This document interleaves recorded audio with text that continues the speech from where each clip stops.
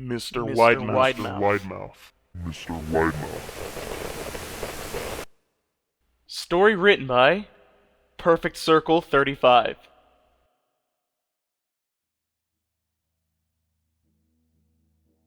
During my childhood, my family was like a drop of water in a vast river, never remaining in one location for long. We settled in Rhode Island when I was 8, and there we remained until I went to college in Colorado Springs. Most of my memories are rooted in Rhode Island, but there are fragments in the attic of my brain which belong to various homes we had lived in when I was much younger. Most of these memories are unclear and pointless. Chasing after another boy in the backyard of a house in North Carolina, trying to build a raft to float on the creek behind the apartment we rented in Pennsylvania, and so on. But there is one set of memories which remains as clear as glass, as though they were just made yesterday. I often wonder whether these memories are simply lucid dreams produced by the long sickness I experienced that spring, but in my heart, I know they're real. We were living in a house just outside the bustling metropolis of New Vineyard, Maine. Population 643. It was a large structure, especially for a family of 3. There were a number of rooms that I didn't see in the 5 months we resided there. In some ways, it was a waste of space, but it was the only house on the market at the time, so at least within an hour's commute to my father's place of work. The day after my 5th birthday, attended by my parents alone, I came down with a fever. The doctor said I had mononucleosis, which meant no rough play, and more fever for at least another 3 weeks. It was horrible timing to be bedridden.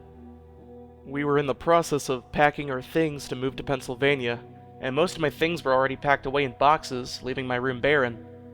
My mother brought me ginger ale and books several times a day, and these served the function of being my primary form of entertainment for the next few weeks. Boredom always loomed just around the corner, waiting to rear its ugly head and compound my misery. I don't exactly recall how I met Mr. Widemouth. I think it was about a week after I was diagnosed with mono. My first memory of the small creature was asking him if he had a name.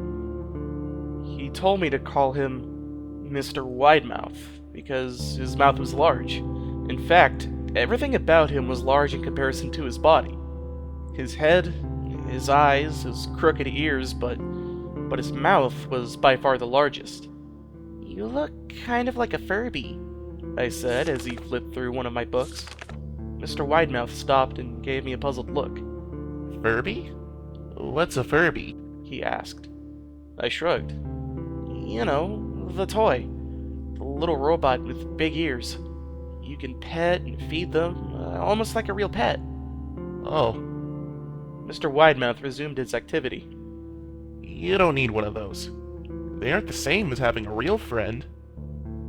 I remember Mr. Widemouth disappearing every time my mother stopped by to check in on me. I lay under your bed. He later explained.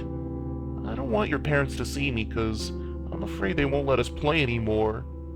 We didn't do much during those first few days.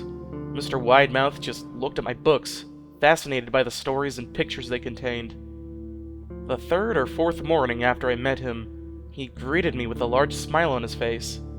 I have a new game we could play, he said. We have to wait until after your mother comes to check on you, because she can't see us play it. It's a secret game.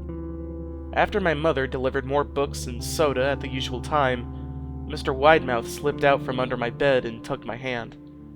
We have to go to the room at the end of this hallway. I objected at first, as my parents had forbidden me to leave my bed without their permission. But Mr. Widemouth persisted until I gave in. The room in question had no furniture or wallpaper.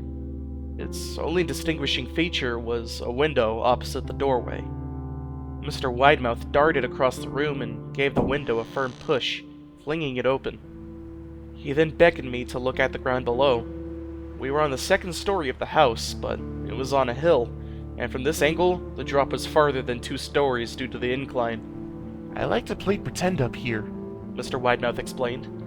I pretend that there's a big, soft trampoline down below this window, and I jump. If you pretend hard enough, you bounce back up like a feather. I want you to try. I was a 5-year-old with a fever, so only a hint of skepticism darted through my thoughts as I looked down and considered the possibility. It's a long drop, I said. But that's all part of the fun. It wouldn't be fun if it was only a short drop. If it were that way, you may as well just bounce on a real trampoline. I toyed with the idea, picturing myself falling through thin air only to bounce back to the window on something unseen by human eyes.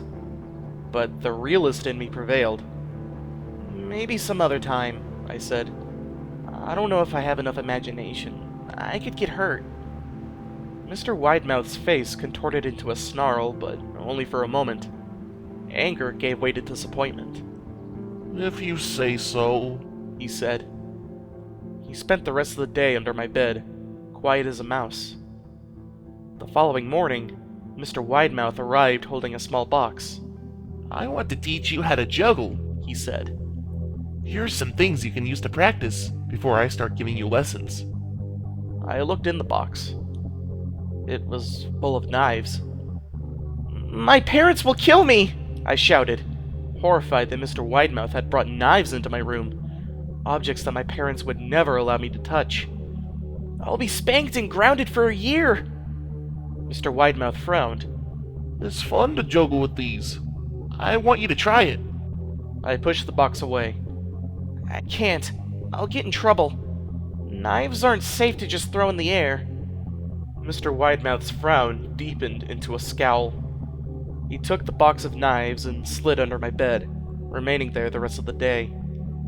I began to wonder how often he was under me.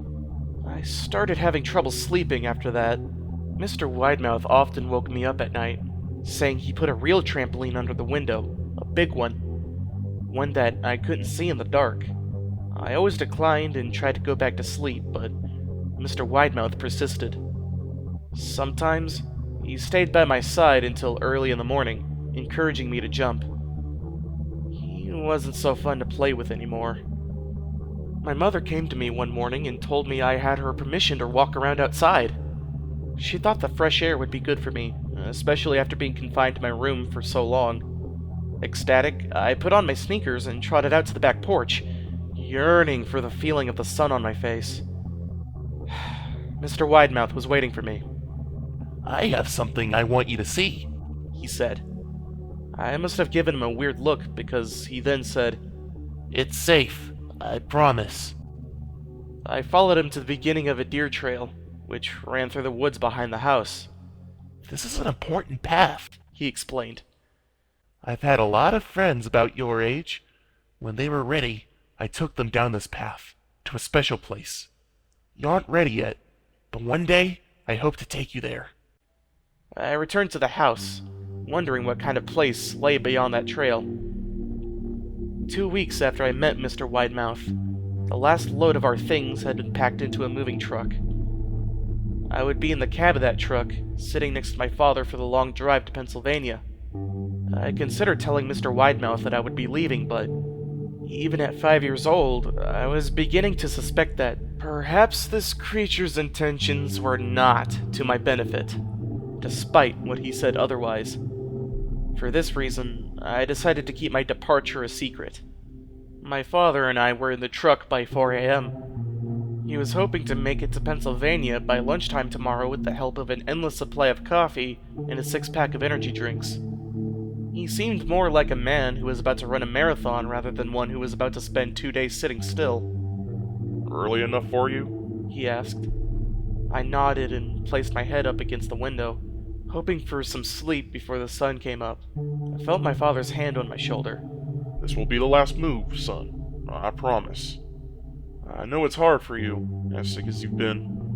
Once Dad gets promoted, you can settle down, and you can make friends. I opened my eyes as we backed out of the driveway. I saw Mr. Widemouth's silhouette in my bedroom window. He stood motionless until the truck was about to turn onto the main road. He gave a pitiful little wave goodbye, steak knife in hand. I didn't wave back. Years later, I returned to New Vineyard. The piece of land our house stood upon was empty except for the foundation, as the house burned down a few years after my family left.